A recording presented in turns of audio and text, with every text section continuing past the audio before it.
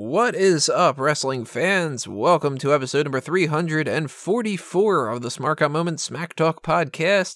This is the Hot Tags edition of the week, where we're going to be breaking down some of the gossip and the news and the rumors and the current events and any other things that we want to talk about that went down in a couple of days that just passed of the world of professional wrestling and sports entertainment.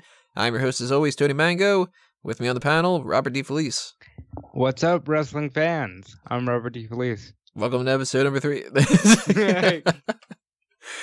know, for the longest time, I always, I actually have, I don't know why I still have this note written down of the beginning of this, because it's like, I fucking know it. You know, I've done 344 episodes of this. I'm pretty sure I know how to introduce the show, but I still have that written down at the top of my Word doc. I really should just get rid of it and see what happens.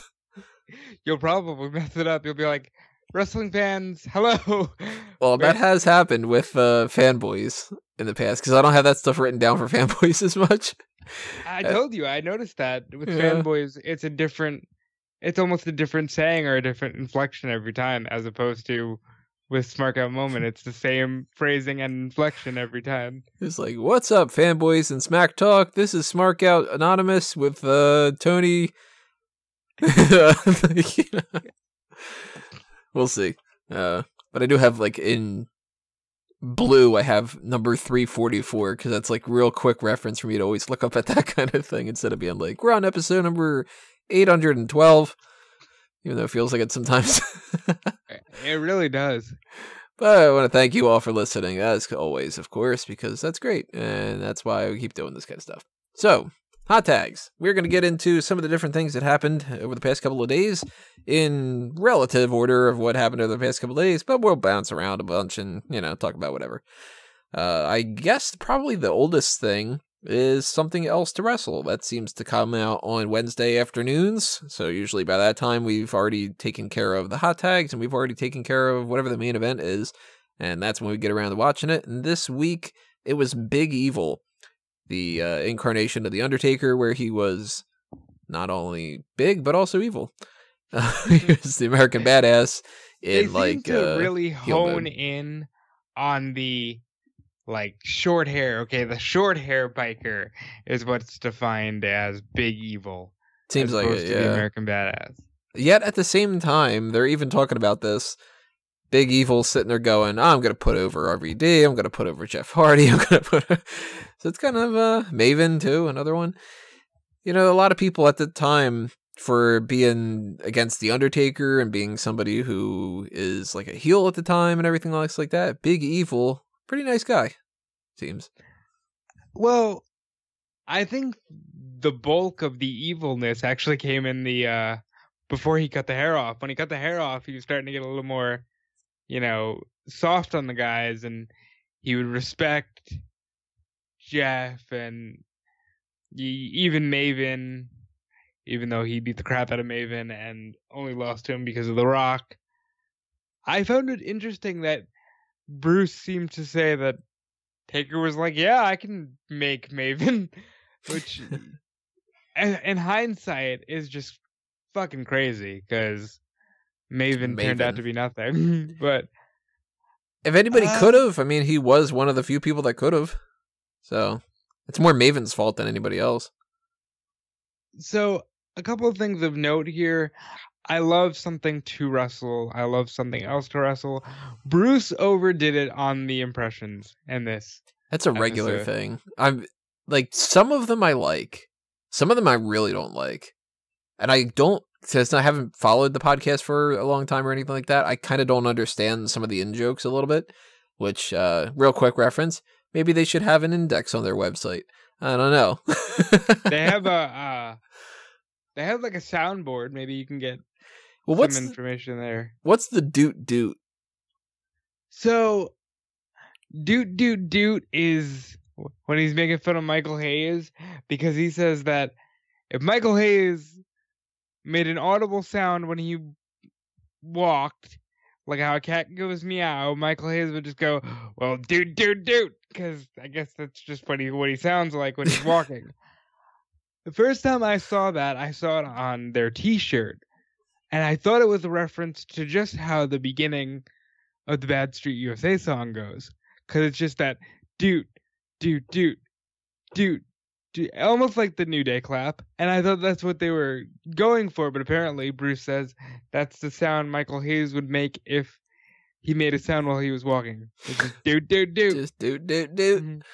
I like the Jim Cornette one when it's like he can pepper that in every once in a while and it can be really funny. Every once in a while he'll do it and it's just a little bit over the top, but I do like when he's just like, motherfucker. That's all right. My favorite Cornette one is when he goes, well, you can't put a hot girl with him and expect him to be a baby face. He's a heel. And it's like, put him in a box and it'll be over, motherfucker. My favorite impression, even though I hated that they devoted an episode to this and I hated the whole thing, but just the story of it's so funny. The whole, I got an idea. Give me the I fucking love it, and I can't seem to find an actual clip of it. Like, give me the belt, and I'll just beat everybody. If anybody knows it, where you can get like the timestamp of one of those clips of that, drop it in the comments below because, or you know, like in the Mega Maniacs even or something like that. Because I want to find that clip, because I just want to listen to just that pure clip of just him going, I got an idea, give me the belt. Then I beat everybody. I fucking lost it when I heard that. I thought it was amazing. So I do love some of that kind of stuff. And I actually really, really like the insight that mostly comes about from this show, because it's something totally different from like, I mean, it's one thing for us to be fans and be analyzing things. It's another thing to hear these random stories about things like, well, you know, we decided that we're going to put Jeff over in this position, and then this happened instead, and then we said, fuck it, let's just do this, and then The Undertaker decided that he was a little banged up, so that's why we turned into this, and like, I didn't know, I wasn't watching at the time, I didn't know the whole situation with Ric Flair, and that he was kind of doubting himself, and The Undertaker helped him come back for a little bit and stuff. Like, that's actually really cool to hear that kind of stuff. That's a story that I have heard before, that like Flair was actually really down on his confidence, and the match with Taker helped, but that was also a good part of the reason for Evolution. Triple H was just like, I want to work with Flair. I love Flair. Give me Flair and I'll make him feel like Ric Flair again. And to think that, real quick side note, Flair, they've been making Ric Flair's old jokes before I was even born. And this dude, like, had a hell of a career in my lifetime alone. And then you just think, how could a person like that succumb to low self-esteem? But man, that shit is powerful. And, you know, that match with Taker, super underrated. I don't know when the last time you saw that match was, but you should probably go back and watch it on the network. It's a great match. And this Something Else to Wrestle episode, couple different parts that I really liked in particular that were, you know, just kind of the same regard, just talking about some different ideas that they had behind there, like the Undertaker thought that they could never go back to being Undertaker again, and that they really kind of just decided, let's just try something different, more so than like, I'm sick and tired of the Undertaker, let's change things up. It was just sort of like, let's try to have Undertaker be Undertaker, and like that kind of stuff's pretty interesting to hear. So I like the episode overall. I was kind of curious, like, I don't know, like, where they're picking necessarily these things to necessarily fall, because it makes sense to start off with like a particular like game plan of like, we're going to talk about this, then this week is going to be interesting. I mean, not to toot my own horn or doot my own horn, but you know, when something's going to happen, I try to build some kind of a main event around that. You know, SummerSlam is coming up, and the week before or 2 weeks before, whatever the case may be, before we do the predictions and stuff, I'm going to have fantasy booking SummerSlam. I'm not going to have, like, let's talk about Clash of Champions in March. It's like, well, that's in December, so I'm not going to, you know, whatever. And I'm curious why they picked, like, Undertaker, and then last week it was, like, Jeff Hardy, and then the week before that it was, that was the Styles one, right? Yeah. Did they say what the next episode is going to be? The next episode is going to be one that they've already done on the podcast. It'll be Rock 97, The Rock. 98. Yeah. Then I that's like suggest nothing going on with The listening to Rock. the podcast because they do go more in depth on the podcast. They try to keep the network specials shorter. The Big Evil one is cool because that's one that they actually didn't cover on the podcast. And, I like when they deviate from what they've already covered so that you can get some new information because, honestly, given the choice, I'd rather listen to the long-form podcast than watch the network special. Downside being, though, those advertisement breaks are awful. Yeah, they're pretty heavy in there. And you really pretty much have to, if you want to skip those, you have to skip like the first 13 minutes of every episode, it seems. I've gotten really good at that because I listen to it so much, it's real bad. So, thumbs up in my regard as far as the Big Evil episode. One of my favorite things, because I remember the Taker Jeff Hardy ladder match so well. And it was so funny to hear Taker backstage going, why the fuck am I in a ladder match? Yeah. I'm not bumping off a fucking ladder. Like, Bob Holly's probably backstage going, I got an idea. Why don't you bump off the ladder? And then I can beat you.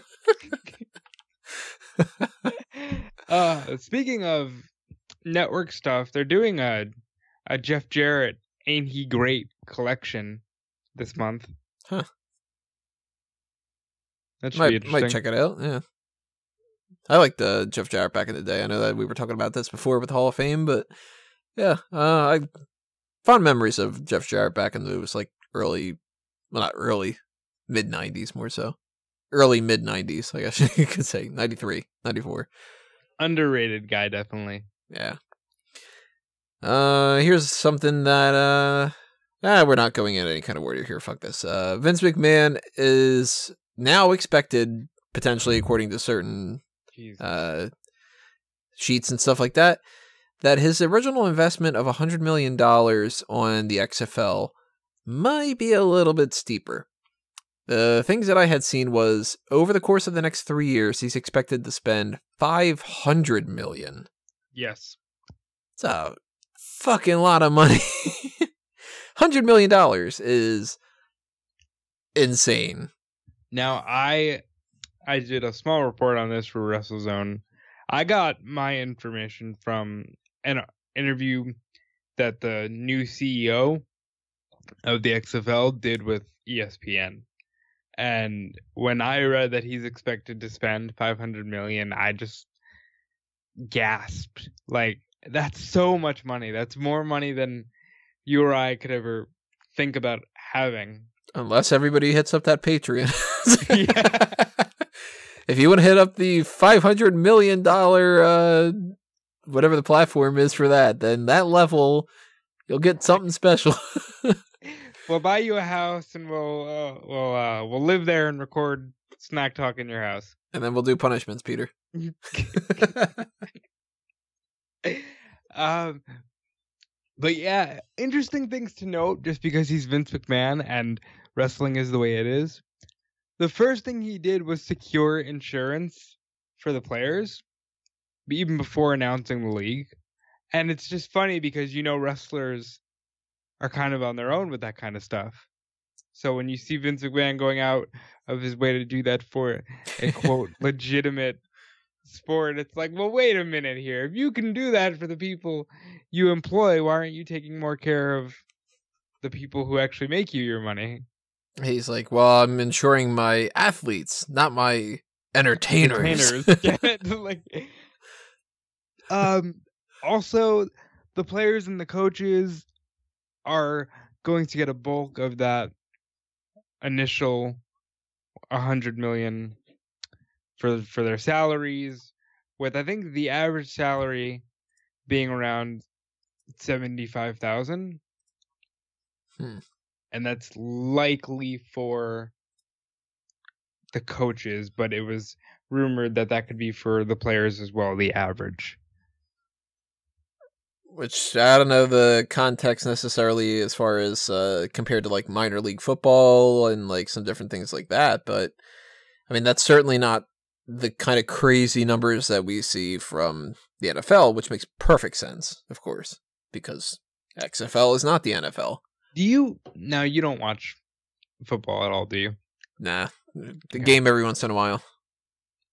Can you imagine one day it's the NFL forever, and then one day it's like, here's the XFL, and then wait a minute, Charlie Ebersol over here is going to do the American Association of Football, and now we have 3 major football leagues, and I think that's crazy. I wonder if this is going to attract new people to football, or if any of these new leagues will take off. It's definitely good for the players because they have more options now. You know? I can't imagine that it'll get more people involved. More so than the people that really love football. Some of them will watch too. Like, what is it that you're going to offer me that's different from football that'll make me interested as to somebody who doesn't love football? Like, I don't have anything against football. It's fine. Same thing with baseball. Same thing with hockey. You know, whatever the case may be. Like, this World Cup stuff is going on. And since Caroline is from Brazil, like, you know, everybody grows up in Brazil and really, really loves it and stuff like that. So she grew up with it and she's involved in it. I've watched 3 of these games, I think, by now. And I still kind of don't get it. Like, everybody's going crazy and stuff. And I'm just kind of like, it's soccer. Like, you know, sports was never my thing. So if somebody shows me the XFL and they're like, will you watch this as a non-football fanatic? I'll probably be like, it's just football, but with people that I might not recognize even more, you know? I do hope that we see the return of He Hate Me. I've heard that phrase so many times, and it's like, I know that that's an XFL guy, but like, what did he do? Do you know? Like, why was he so popular? Because with the original XFL, it was at the height of the Attitude Era, and they were like, yeah, we're going to interject characters. And this guy, He Hate Me, was the only one that got it. And he was like, well, why do they call you He Hate Me? And it's like, because I'm so good that when I get on that field, he hate me, and he hate me, and he hate me, and that one hate me. And I think it just stuck. But he was also the only one with a lot of charisma and character. Yeah, I don't think they're probably going to be doing that this time around. He's probably just going to be like, straight up football. But don't kneel, damn it. Which is kind of stupid, because if you're going to do that, then take away the X. I'm not sure why it's an XFL. It's not Extreme. We're well beyond that. I was thinking when that was a rumor that he was going to be the United Football League or something like that. I was like, at least he's trying a different name here. And XFL comes around and you're like, never mind. I think he just decided, I own it. There's equity there. There's history there. And damn it, I'm not going to fail. Fuck you. Right. I'll show you. Even if he's going to spend $500 million on it, and we'll see what's going to happen in that. But 2020 is when we're going to start seeing what's going on with this. Knock on wood, the wrestling fan in me says, please give more control to Triple H and go focus on the other entertainment products that you want to build. Please. Very much agreed. And you know what? I will give it. I said this before. I'll give it a shot too. And not going to make any promises that there's going to be like a whole XFL section on Smark Out Moment or something like that. We're going to be doing pre-games and post-games every single time they play. Damn it. Analysis and commentary tracks. You see the part here where he threw the ball. Play, and then we're going to get a magistrator and draw out the plays. It's going to be crazy. That actually would be one of those things that I would be kind of interested in doing, though, would be like, if I was going to fuck around with the live YouTube scenario, which I never really did for the most part, mostly because I just don't want to go through the resources and try to figure out how to get, like, what do I use for, like, a capture software, and what do I do for this, and what do I do for that, and, like, actually tinker around. But if I was going to just fuck around and just, like, make, like, a Twitch account or something, I would probably consider doing that. Just be like, all right, we're going to have like a live watch party for an XFL game and just be like, let's just shoot the shit and not be like real analysis. I might end up doing that when it comes around to it. Or maybe by 2020, I'll be dead. I don't know. You never really know. No. Yeah. We'll see. I did turn 31. this past week. So I'm one more year down the drain. Boo. And did you have a goat at your birthday? No, I thankfully didn't, but maybe I'm getting my birthdays mixed up and it's next year. Mm. Some people are sitting there going, I have no fucking idea what this is. Are they still talking about something else to wrestle? Is this all about Michael Hayes and Bob Holly? A what? Yes. A do. Yes, we're all talking about Daniel Bryan. He's the GOAT. He is the GOAT. He's the greatest of all time. At the same time, so is Chris Jericho. So maybe that's why one of them is next year. Yeah. Huh? Yeah. Bet you didn't think about that, listener. So dumb. Let's see. Well, we're talking about post shows and during shows and whatever like that. Let's talk about pre stuff. Pre-order. More so. Oh, yes. Aha. Segue. Rey Mysterio will be a pre-order bonus character for WWE 2K19, which is pretty cool because that shows even more so that he's most likely coming back into WWE's fold a little bit later on in the year, like what was rumored. So, the cool thing about this is that he's going to be in his attire from the Rumble of this past year, and he looked phenomenal. Pardon the pun because age is on the cover. But Ray looked real good at the Rumble, and I'm glad that he's in the games. And I really hope this leads to some WCW DLC content with Hoovy. You know? Can't get enough Hoovy. Well, I do know that he has confirmed that he'll be only one of the pre-orders, with the other one likely being Ronda Rousey. Oh, it has to be her, yeah. Not only just for the fact that she's going to be like a cover person on that side and all that, but also just because she was kind of later in the game and she's a big deal. So, you know, they're not going to be like, hey, the other pre-order bonus character is going to be, I don't know, Abe Knuckleball Schwartz or something. Like, really? We were just talking about sports. Doesn't get on my mind. Well, or the Impact knockoff Abe Knuckleball Sports. I like that. What's Abe Knuckleball Sports going into the Impact?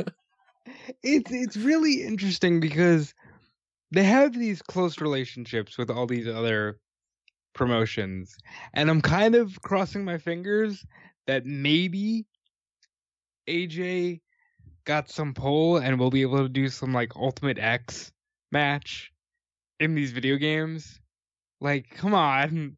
I'd love to see, you know, some TNA style matches in these video games. Well, knowing WWE, the way that they did with the Ambrose Asylum, they'll like slightly change the name. It'll be like the Extravaganza match or something. I'll take it. You just gotta grab the red X.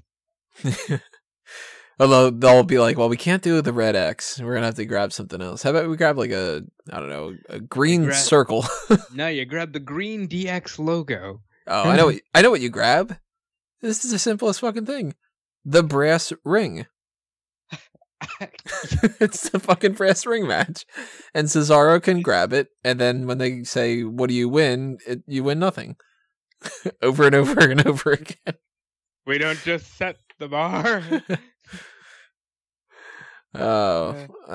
This is depressing to say, but this is a rumor going around, and we'll address it more and more as time goes on. But Brock Lesnar might not wrestle at SummerSlam because fuck you, right? So again, another one of those things that I came across doing the rounds for WrestleZone, and it's like, I refuse to believe that this is any kind of real. I really fucking hope it's not true. Like, the fact that Taker's being rumored for SummerSlam and Brock's being rumored to skip it is just the weirdest thing to me. Brock, go ahead. Why are they doing this with Brock? I don't understand. The novelty's worn off that, oh, he's a part-time guy. People don't care anymore. They just want him to be there, drop the title. I don't think they care if it goes to Roman anymore. I think they stopped caring about that too. And just move on and move forward for the Raw brand. I really am starting to look at this. The way with that whole like 6-pack challenge that they had advertised, which they didn't quite advertise as the 6-pack challenge, which was kind of weird. It was a, quote, multi-man match that turned into a graphic of 6 people. Clearly should have involved Finn Balor and Baron Corbin, probably, as part of the other 4 people. And then it probably would have been Strowman and Owens. Well, Strowman has the Money in the Bank, so I don't know if they would have gone with that, but maybe they would have gone with, say, I don't know, like Drew McIntyre and somebody, or fuck, if they, you know, if they wanted to play something fun, they could have done Mojo Rawley and No Way, so I would say, but maybe that's the fact. Maybe they just, like, they had this idea in mind of a 6-pack challenge, and then they were like, I don't know if we really want to have, like, 6 of these people in it. We've got this Baron Corbin thing going on. We could do this extra match with Strowman and Owens. And then we can do Bobby Lashley versus Roman Reigns. But they've also stripped out this idea of that being a number 1 contenders match. And yeah, with this they're really rumor, trying to play up that Brock has total control and won't wrestle until he deems somebody worthy to wrestle, which is so frustrating because, again, it's them forcing a narrative that we all know doesn't exist. Well, that's where things get bothersome to me. I don't buy that Brock Lesnar is telling Vince McMahon, I don't want to wrestle. At all. I buy that Vince McMahon thinks that if he tells everybody that Brock Lesnar is doing that we're going to cheer Roman Reigns and Bobby Lashley. And that does not seem to be working because they did that going into WrestleMania and it didn't fucking work. So why continue to do the same thing over and over and over again? I think it was Einstein that had said... It is, in fact, Einstein. The definition of insanity is, you know, just repeating the same thing and expecting a different result. And if you do the same storyline... And all the difference is that you continued it longer and you threw in Bobby Lashley of all people. It's not going to work. And I'm really buying into this idea that they're probably going to do the 2 of them fight each other. Something happens. It's a no contest. Kurt Angle comes out the Monday Night Raw to follow and he's like, well, we don't really have an idea of what to do for at SummerSlam, whatever. Let's have a triple threat match. And then they have the triple threat and Braun Strowman cashes in and then it's just like, well, you know, he pinned Lashley. And now we can have another triple threat at the pay-per-view that follows it. It'll be, which is what, Hell in a Cell, I think, is the next one? It'll be Hell in a Cell, yep. Then it'll be like, why don't we have Braun Strowman versus Bobby Lashley versus Roman Reigns in a Hell in a Cell match? Because Brock Lesnar won't be around. And then it'll be like, you know, that way we distract them from the fact that Brock Lesnar isn't around. And I don't like this fucking idea. We know for a fact that Lesnar is not advertised for the Super Showdown in October. Yeah. Which leads you to believe that either they're going to drag it out to Mania, which is insane, or they're going to be rid of him by at least September. And all reports seem to point towards the idea that he has a contract that expires in August. At the end of August, whatever time in August, along those lines. So it really does seem like it's like, well, you probably want me to think that you're not doing Lesnar, but you probably are. And I really just want to get it fucking over with. Would you be all right, and I'm being 100% serious here, Lesnar dropping it to Taker and Taker fighting Hunter in Australia for the Universal title? Yeah. Like, does it matter at this point anymore if a full-time guy holds the Universal title? At this point, given a choice between continuing Brock Lesnar holding this title until like WrestleMania or putting it on anybody else, even at the expense of not being able to utilize the Brock Lesnar aura by putting somebody over, I'd even rather just have a statement that says, yeah, Brock Lesnar's not the champion anymore and we're going to crown a new one at SummerSlam. I'd rather even have that. But in an ideal situation, which we've well passed before, because in my ideal situation, Goldberg never would have won the title and we never would have done that whole thing at WrestleMania. Anyway, it would have been Kevin Owens and Chris Jericho for the Universal title. But, you know, let's go back in time, less and less and less and less and less over time goes on.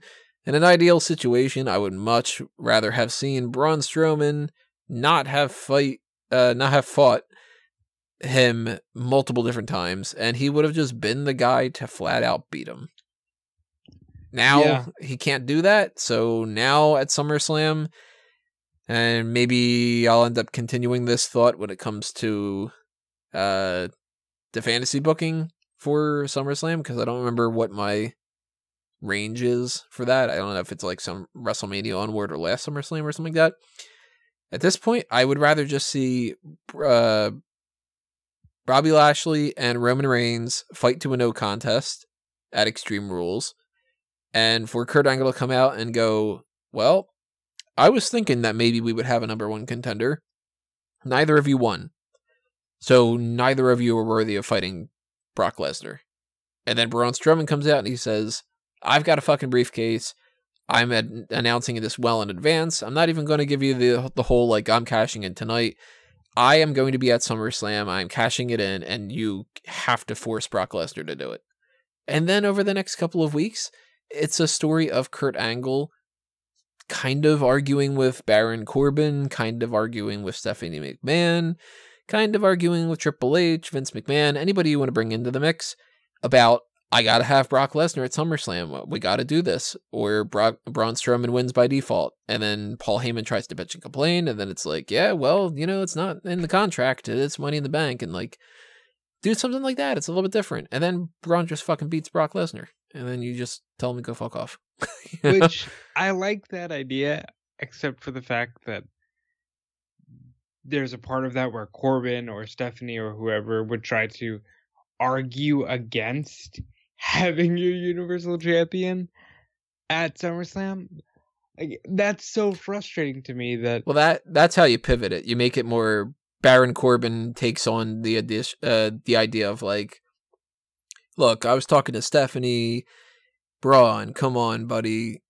We all know you're not the real face of this. We don't want to see you holding the championship. So why don't you just let this go and whatever like that? And then Braun beats the shit out of Baron for a couple weeks and stuff like that. And then you can kind of pick up that a little bit later on with the Braun Strowman Baron Corbin feud, where it's more so, Braun, you won it, but we don't really want you to win it. How about you just like hang out in catering? Like, you know, like that. Not so much saying we want the Universal Champion to stay away, but more so like we don't want Braun to be the one. Take the tension off. The frustrating thing there is, like, again, why wouldn't you just be like, Braun, great. Hey, I have a top guy on my brand now. If you're going to really go back to well, I don't want you to be the face. Well, then who do you have as the face? I had Bobby Roode in that role of, like, he can be the face for the Authority, but apparently they went with Corbin.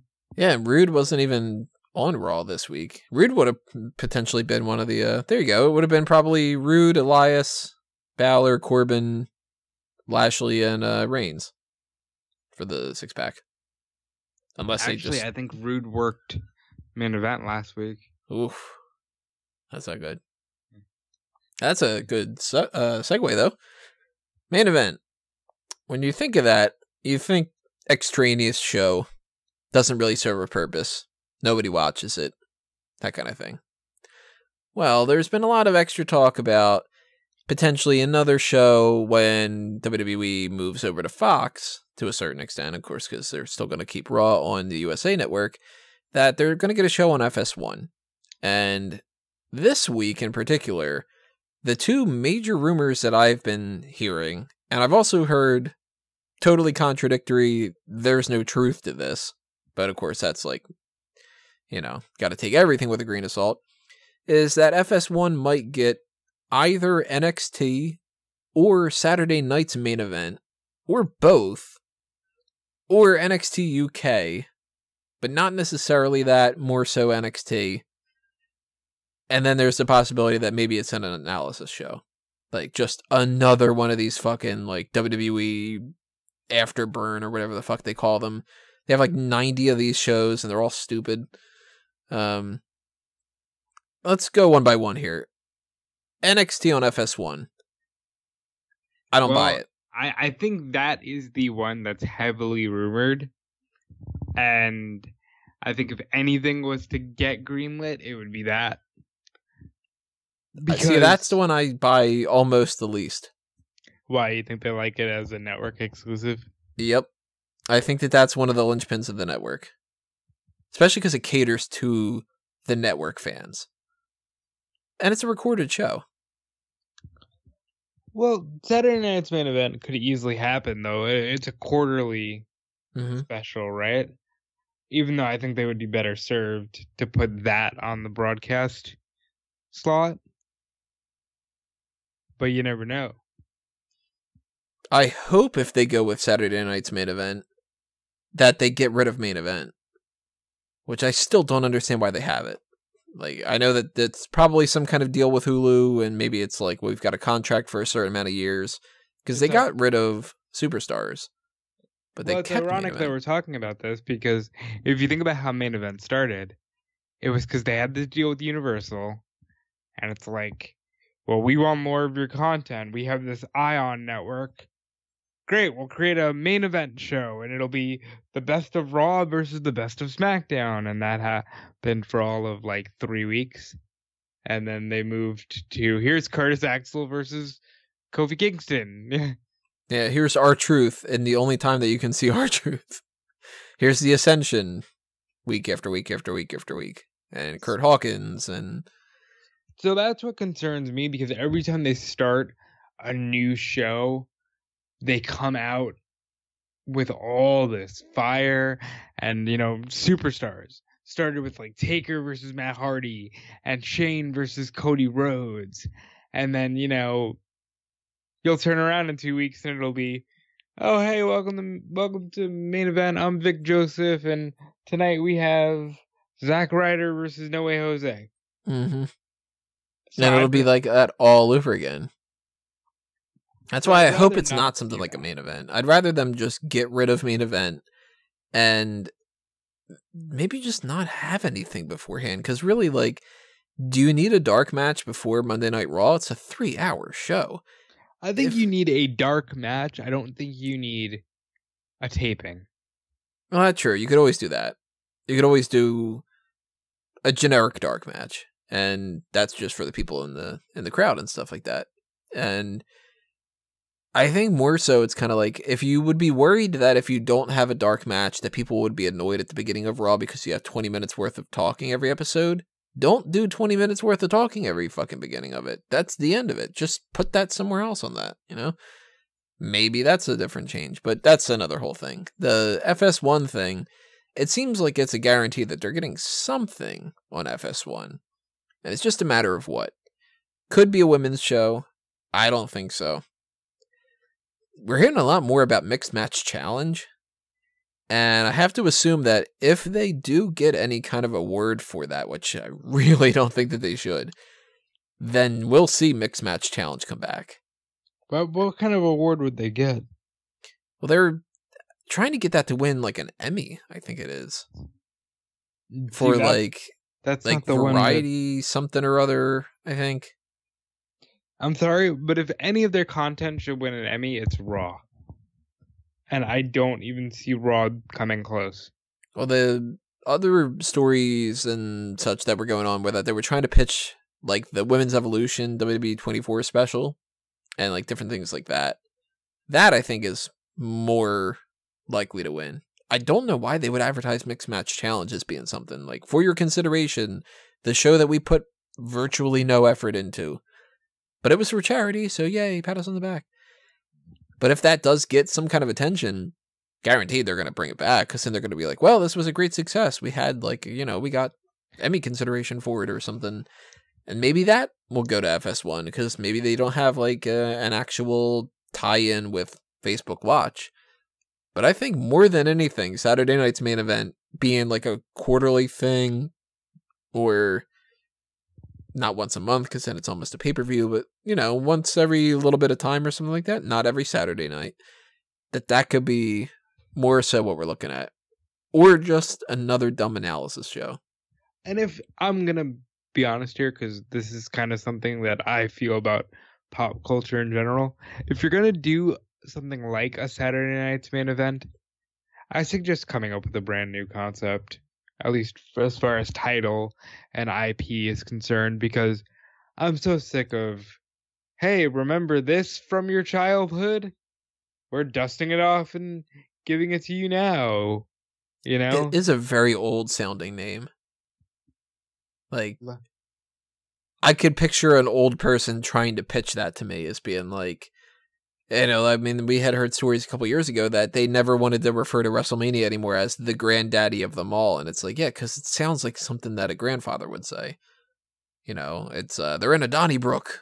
It's the granddaddy of them all. Granddaddy of them all, man. Saturday night's main event.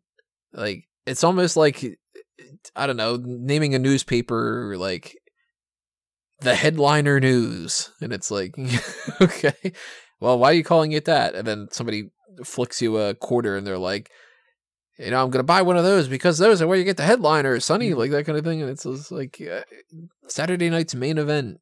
Why don't you just call it like great match time or something? It just comes off bland.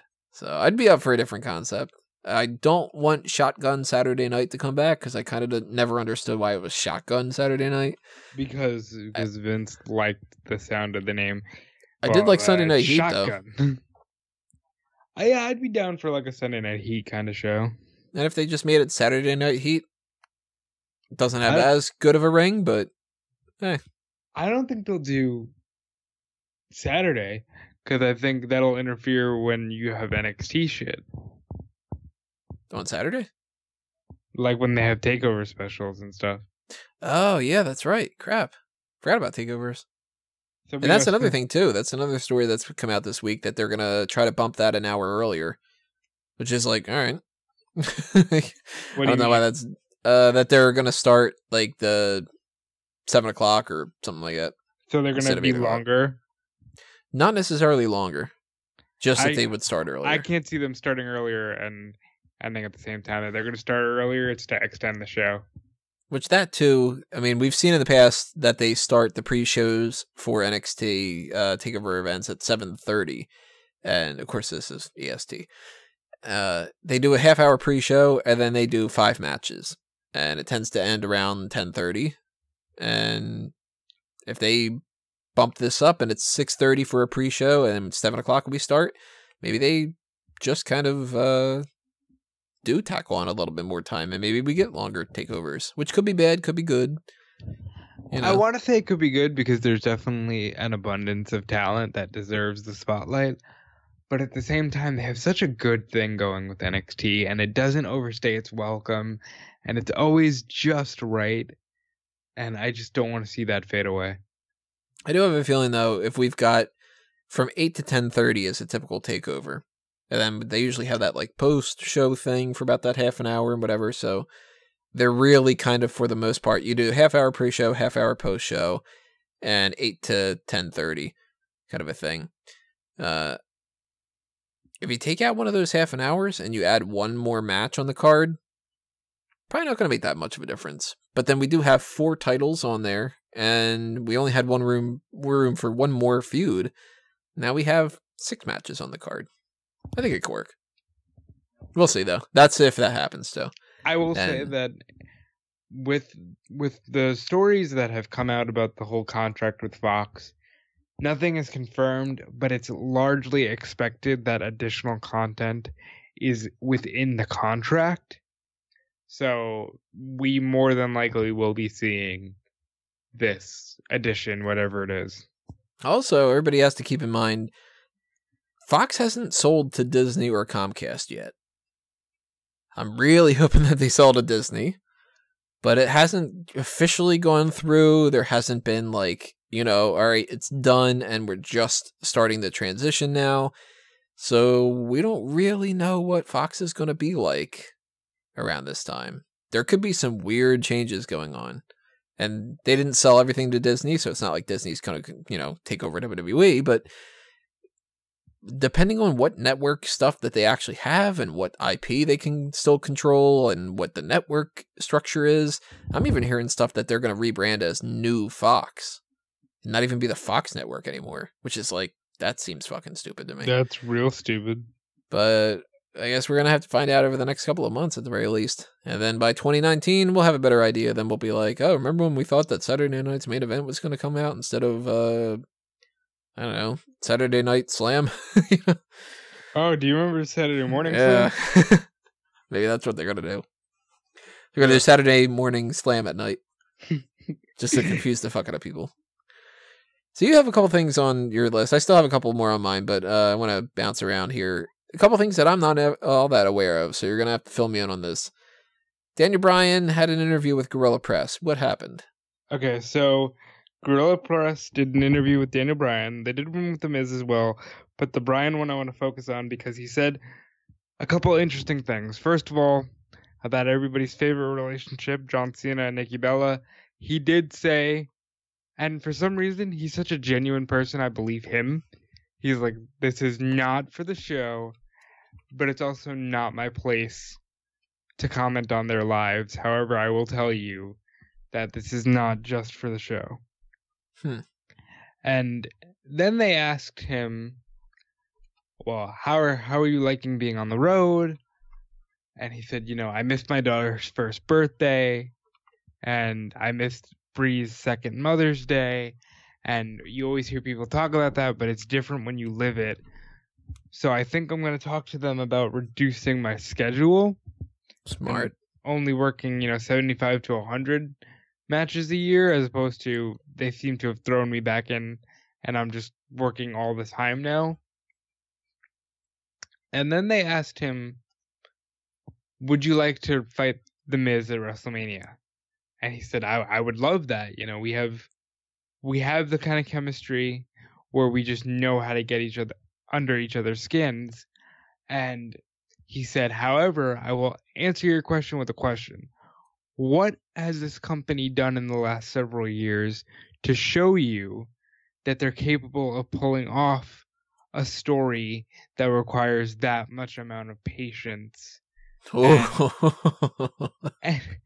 that's exactly why I thought this was a hot tag, because he's so candid about just being like, can they wait 7 months to tell the story? And tell it well? Because they can wait, but they'll drag their fucking ass on it. Like, look at Bayley and Sasha Banks. At least we're finally getting somewhere with that one. And it took 6 months to do, which is insane. But that's good. I mean, all right. One thing, sucks about the road. Totally knew that was the case. I mean, come on. That's going to happen. Very smart move, though, to not work as many dates. Because, I mean, I hate to say it, but I personally don't value the live events all that much. And I think that deep down, everybody kind of has the same idea of, like, live events can be fun if you want to see more wrestling. And when they get a chance to play around a little bit, then that can be fun. Sometimes people just like act a little crazier on the live events because they know it's like not canon and everything. So you get people goofing around and you get people trying new things and stuff. But really, it's not the biggest deal. And I think it's a smarter idea to keep Daniel Bryan off, and a lot of other people too, off those live events and not wrestling in front of a smaller crowd so he could actually like not get injured again too. Yeah, I think it is definitely smart for him. It was interesting to hear him talk about, not really knowing what it was like to be away from Brie. They've been married for 4 years now, and he was really only wrestling for about a month of that time while they were married. So it's been really weird for him. But he did say that he has this great appreciation for life right now, and he's in a place where he loves going to work because he can wrestle again, and then he really loves being at home, so he's in a constant state of euphoria, which is great for somebody that struggled so much. Yeah, who struggled so hard. And he also said, the interviewer asked him, do you believe that everything happens for a reason? And he said, no, because I don't think it's fair that I should be feeling this happiness while a child in a third world country starves to death. And there's so many qualities about him that just make you think, God, you're a great human being and you're a great person. And yeah, I would love to get to know Daniel Bryan. Yeah, he seems like one of the most genuine people. He seems great. He should still eat a burger. You know what? I think now that he's back on the road, he might be forced to. Yeah, maybe. Burgers are good. You also had Sasha Banks talks about the Special Olympics. What's going on with that? Yeah, Sasha Banks did an interview with SportsIllustrated.com where she talked about why it's important for her to work with the Special Olympics, because she has a younger brother with autism and she saw the struggles that he had to go through. So it's important for her to give back to that community, and she plugged the whole, we need to show that everybody deserves a chance and everybody can live more. And obviously it's all very genuine, coming from a genuine place, because she did have that struggle. And in the same interview, she also talked about, she still doesn't feel like any moment in her career has topped Takeover Brooklyn, and that she's only 26. It hasn't. which is funny though, because she's actually hit quite a lot of milestones that no one else has. Mm-hmm. If you think about all the time she's closed out Raw, Women's Hell in a Cell. Yeah, first ever matches for women that she's been a part of. Almost all of them. And that chemistry and that magic of Brooklyn just completely still overshadows it. But she also said, hey, I'm only 26 and I have so much more to do. Which made me feel good, because at least she's not planning on calling it a career anytime soon. Which you never know with today's crop of wrestlers. But it also makes me want her to be even more careful, because she's only 26. And every time I see her, I feel like I'm watching her really attempt to destroy her body in an effort to gain respect and appreciation. And run into a situation where she goes, it's a shame that I have to hang up the boots at 27. Mm-hmm. Another thing that you had curated, Sabu made a Chris Benoit joke. Okay. I don't... So I sent you the link. Click the second link. Yeah, I haven't clicked on that yet. Let's see what we got ahead. here. On the second one? Yeah, well, you can click the first one too. That's just the GIF that he's responding to. Let's see here. Alright, so we're watching the GIF now. Ooh, that looks pretty bad. Fuck, no wonder he killed his oh my god, what the hell? Sabu, come on, man. So, I've watched this GIF a couple times now, and it's so sick. Benoit is another one. It's ironic that we're talking about Sasha Banks like this. Benoit put himself through a lot, both with what he injected himself with, that's been, well known, and with what he's put his body through while wrestling, just to gain appreciation and respect. And I have to believe that with a guy like Benoit, it wasn't even about the crowd. It was more about having the respect and admiration of your peers. Yeah, and yourself. And man, the shit that he would put himself through, it's a shame. Because honestly, one thing changes, and we've talked about this before, but if he didn't do what he did, if he had just had a heart attack, he would have been completely Eddie Guerrero territory, one of the best of all time. But that momentary snap, because of all the crazy trauma he'd put his body through, he had almost become a different person over that weekend and just snapped. And it's sad. And I mean, I don't hold too much against Sabu. He probably just thought he was making a pretty insensitive joke, and it was what it was. But my God, this is so gross. The fact that his skull didn't cave in on that bump.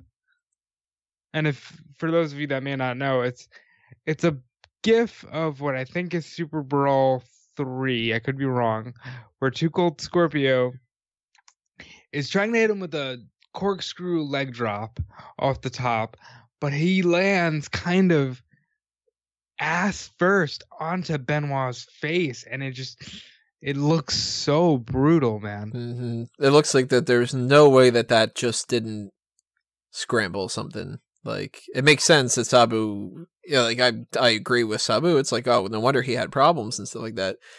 Kind of insensitive way to put it. I don't know if that's going to win him any points with, the community, where a lot of the guys will be like, you see what fucking Sabu wrote? Like, what an asshole, like that kind of thing. But, yeah, it's a brutal fucking shot. Never would want to do that. Never at all. Yeah, this is a random story. I thought it was kind of interesting, and I didn't know much about this, so I'm sure this will be one of those things where people say, like, how did you not know about this? But I didn't know about it. Apparently, there's this guy on Reddit that had been ending a lot of different posts for over a year now. He started January 19th, 2017. He would end those with, "Don't let this distract you from the fact that in 1998, The Undertaker threw Mankind off Hell in a Cell and plummeted 16 feet through an announcer's table." Yeah, yep. And now that it's the 20th anniversary of that, WWE sent him a gift package.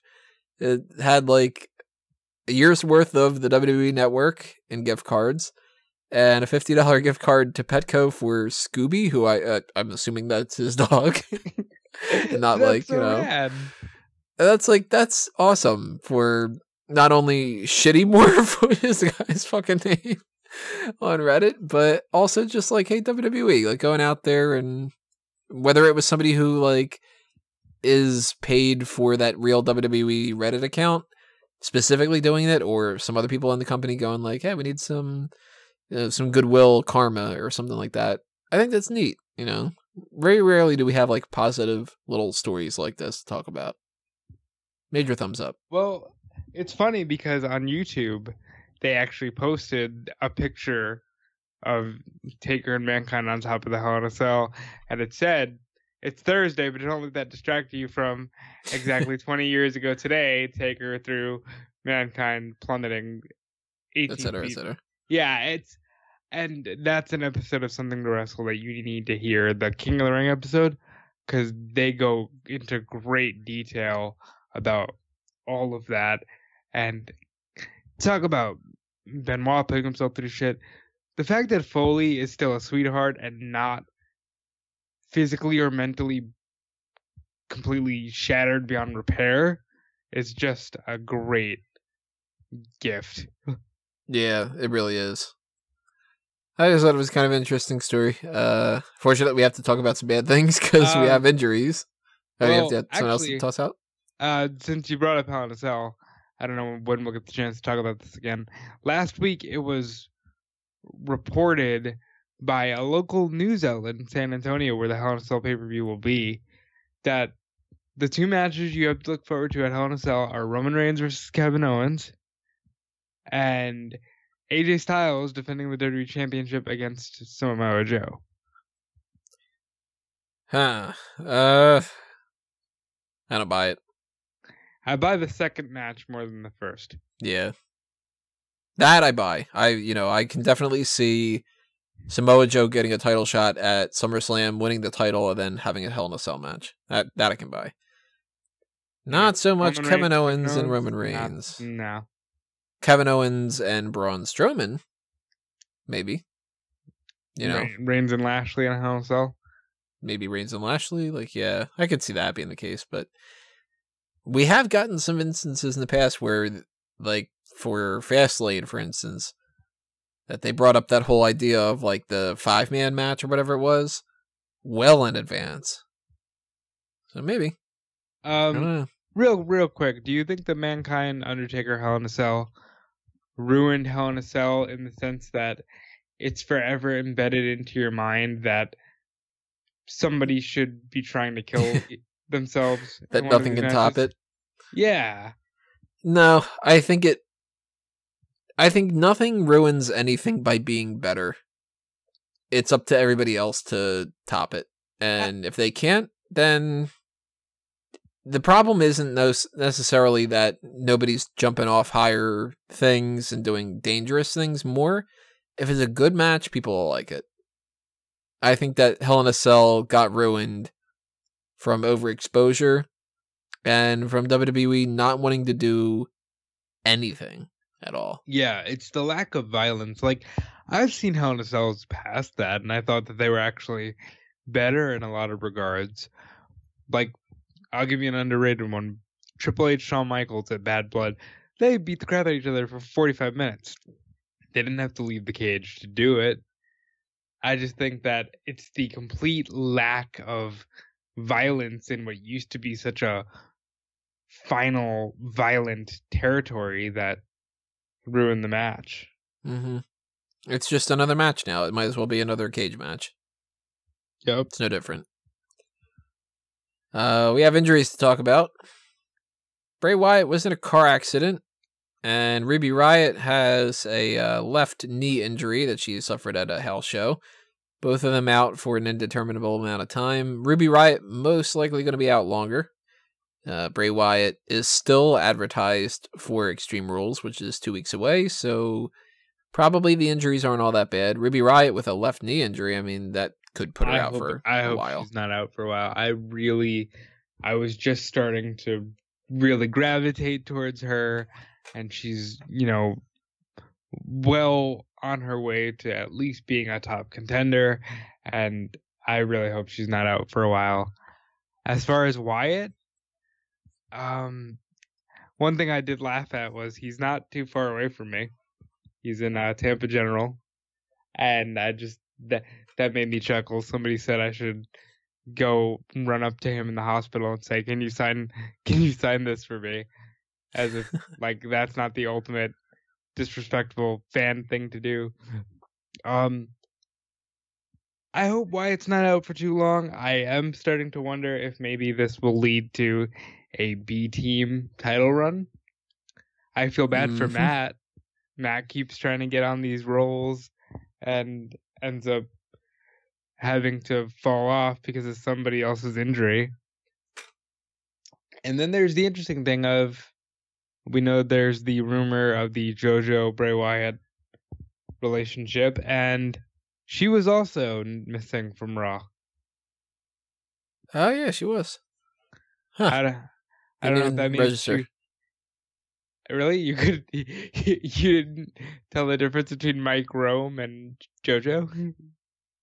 Didn't pop in my mind.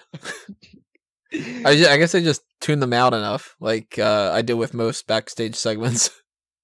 Like, I wonder if she was in the accident. I guess not. Otherwise, it would have said something, I'm sure.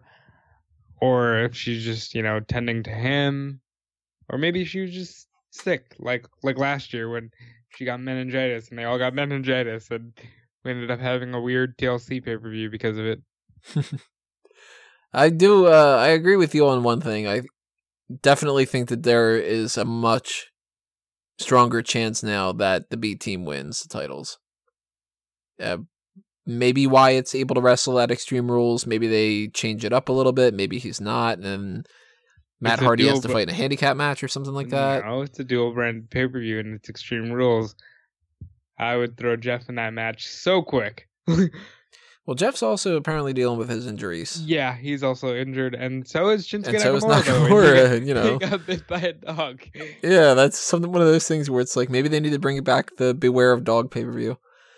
And that is going to play interesting factors into some of these things, because I would think that the United States title will be on the line, but with both of them kind of being injured, it might be a different story.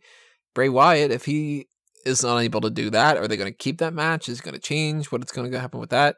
But even if they do keep the match and Bray Wyatt is able to wrestle, he might be banged up enough that they might be like, you know what? Try to get through it. Matt will wrestle the majority of the match, and then we'll put the belts on the B team just because they're healthy. Ruby Riott, on the other hand, this might be a blessing in disguise. If she's not out for too long and they don't have anything for her to do over the next bunch of weeks and stuff, and she's out for a month, maybe this helps her avoid getting lost in the shuffle a little bit. Especially if she can still kind of pop up on Raw and just not wrestle. You know, they could do that stupid crap that they've been doing recently, where all they do is laugh and push something down backstage. What'd you She think could do about Morgan and Logan Dumb. with Elias? I wanted Elias to just sing a song about how stupid they are. Are they ever gonna grow on you? Well, Liv Morgan to a certain extent. Insert plug for the Sexiest Superstars tournament. Yeah, voting closes on what, Friday, Saturday? Saturday. We Saturday. are on round 2 at this point. If you have not voted for that, then go ahead and do that as soon as you can. We'll be breaking that down a little bit later. Yeah. I also thought this is because I'm stupid and I like these kind of things. This is the reason why this is the thumbnail, is because it's Wyatt and Riott. And I just like that.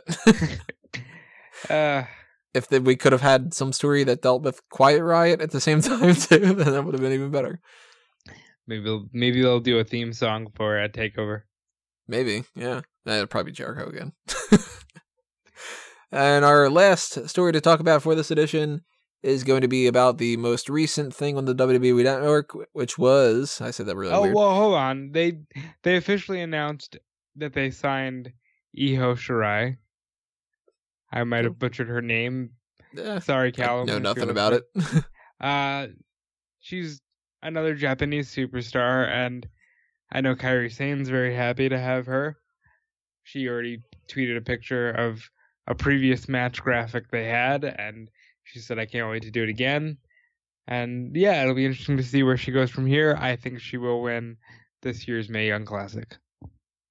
Or at the very least, I would assume at this point that she's going to be in it, and if she's that notable of a superstar, she'll go pretty far. I don't think that they'll necessarily have, even though this isn't one of those things where it's like, well, why couldn't they? I don't think that they'll go with another Japanese woman winning that, because then it'll almost kind of seem like, wait a minute, you had Asuka in NXT, and then you had Kairi Sane win this, then you have Shirai win that, and it's like, what is it, like a guarantee that if you're a Japanese superstar? Is this the Mae Young superstar? Classic or the Aja Kong Classic? Right, yeah, you know. Maybe, I don't know. I don't know anything about her, so yay, as far as I'm concerned. You bring in a new talent, potentially they could be great. Speaking of potentially could be great, though, Ride Along is one of those things where if it's a good episode, it's a good one. If it's a bad one, goddamn, is it a pain in the ass to sit through. And thankfully, this was a good episode. It was, in one car, the 3 members of Rusev Day, in the other car, the Iconics. And at first, I was thinking to myself, I don't know if I'm going to be able to get through this one without just being a little testy, because Billy Kay and Peyton Royce do not have the best voices for your ears. But I like this episode quite a bit. How human did Billy and Peyton come off here?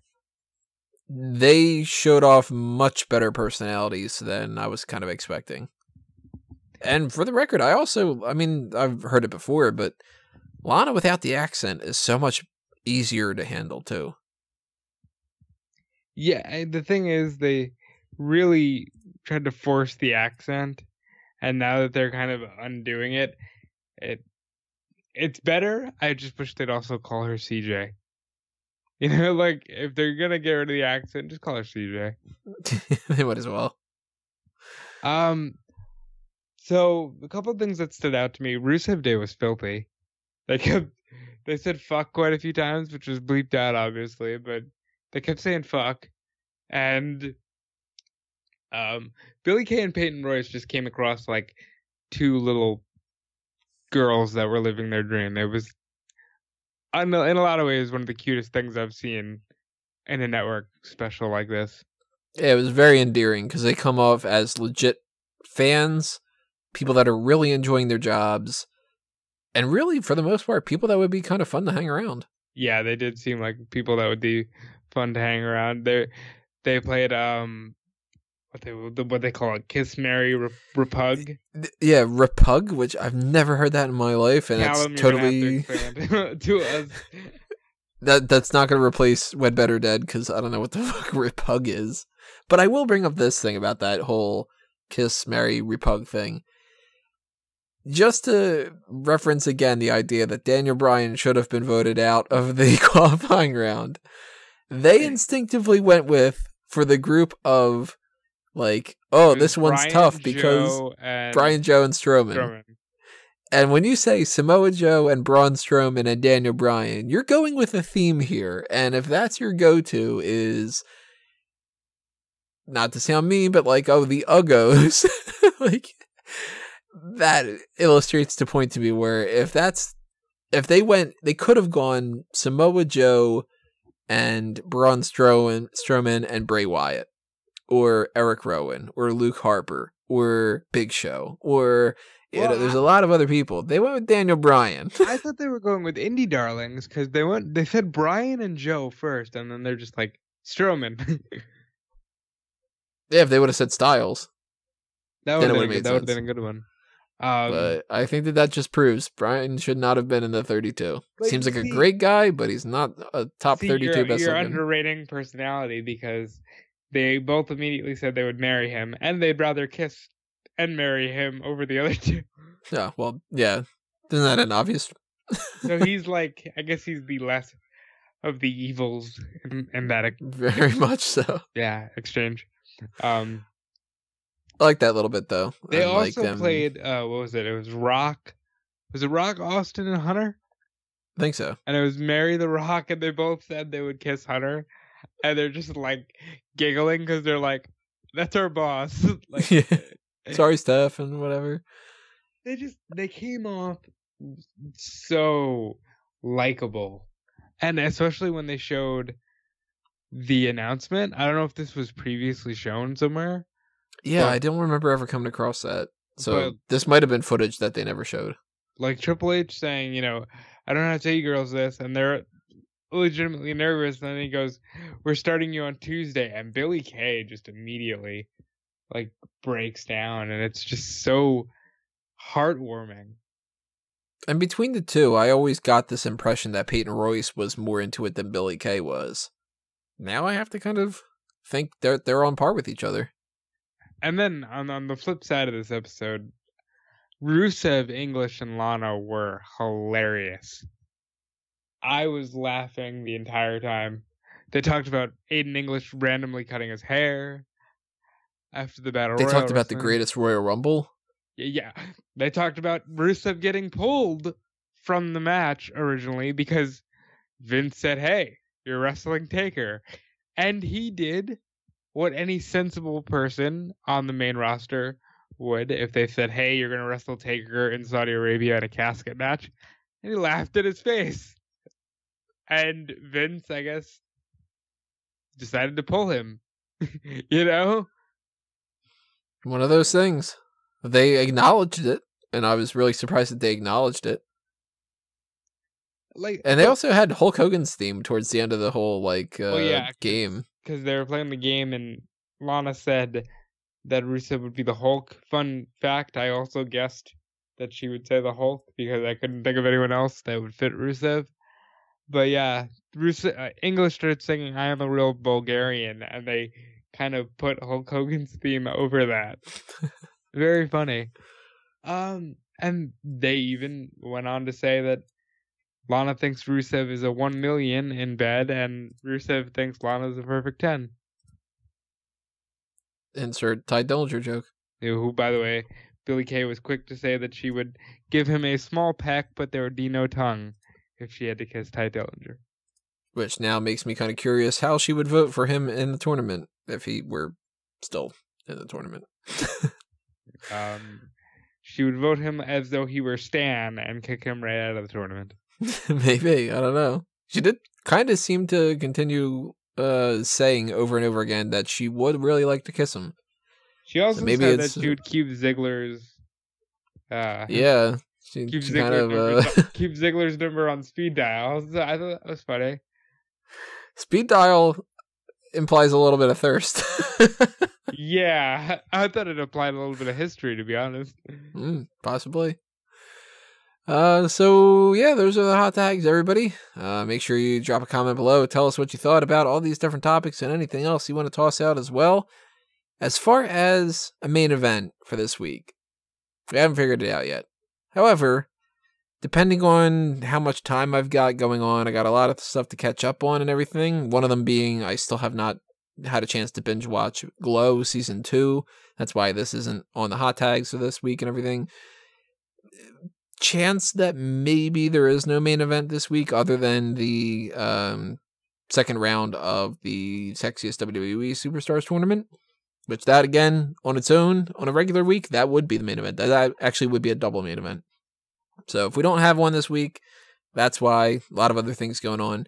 Potentially, maybe we even just do a review for Glow Season 2 as a main event. Or maybe if we do get the time, pull out one more match, or pull out an extra Superstar Scores for Vader, or, something along those lines. Still taking suggestions, though, if you do want to put that out there, just in case we end up doing a main event. But I wouldn't put too much faith in the fact that it's a guarantee. A lot of other things to handle, and that's going to be a lot to edit as it is. But if you want to be aware of when that stuff comes up, the best thing to do is to subscribe on the YouTube channel and check off the little notification bell thingy that they've got going on for that. And then you'll get your notifications of when the new videos are up. But you could also get those notifications elsewhere by checking smarkoutmoment.com, of course, along with the other articles and stuff. You'll find those. You could also follow us on Facebook and Twitter at smarkoutmoment. And I got all that back up into normal, where all those posts should be flowing the way that they normally should have been, and they didn't for a little while. For anybody that's interested in the movie review side of things and anything else that is happening on the geek culture spectrum, fanboysanonymous.com is where I take care of that stuff. I forget who it was exactly. Sorry if I forgot. Somebody was asking me, where do you do like the Luke Cage thing and stuff like that? That's where you'll find that over there. Plenty of stuff coming up with that. Ant-Man and the Wasp, The First Purge, doing Week in Geek every week now. That kind of stuff. You'll find that over there. Fanboys Anonymous has the links to all the social accounts and stuff. So you'll find that on that stuff. Make sure you also, if you want to show your support for Fanboys and or Smark Out Moment, hit up the Patreon accounts for those two. If you have a little bit of spare change that when you throw our way, and, kind of keep everything going with that. Or another way to do that is to buy a t-shirt or any of the other kind of merchandise options that they have on Redbubble and TeePublic for any of those accounts. I think that over the course of those two websites, there's 5 accounts between them. Jeez. Because it's 2 for Smark Out Moment, 2 for Fanboys, and 1 for A Mango Tees. Plenty of stuff that you'll find. And if you can't find something that's a design on the one, you might be able to find it on the other one, because that hasn't gotten taken down for copyright yet. Is that like a mango tree, but you just took out the R and you put an S at the end? Yep. I see. I was wondering if you were saying like that you yourself are a tease. Not tease as in like, I'm showing some ankle from the 40s or whatever it was. By golly, that woman was showing some ankle. That's a regular Saturday night's main event. But don't let any of this distract you that in 1998... mankind was plummeted over 20 feet. So those are my plugs on that kind of stuff, everybody. Rob, anything you want to toss out? I'm at Dude Felice on Twitter and Instagram. You can connect with me there. Talk to me about wrestling or whatever else you want. I am regularly writing Monday through Friday for WrestleZone.com. So go there for your daily wrestling news, and keep an eye on the weeklies and the triple threat this week, which will be whatever I can think of at some point in the next 12 hours. But yeah, keep an eye on smarkoutmoment.com, WrestleZone.com, and Dude Felice, Twitter and Instagram. And that's it for me. Alrighty, everybody. As I mentioned before, drop your comments below and tell us what you think. Give us a like, share the video, do all the other kind of stuff that you do with that, and just keep tuning in. Thanks for watching this. This has been another Smark Out Moment. We're being counted out.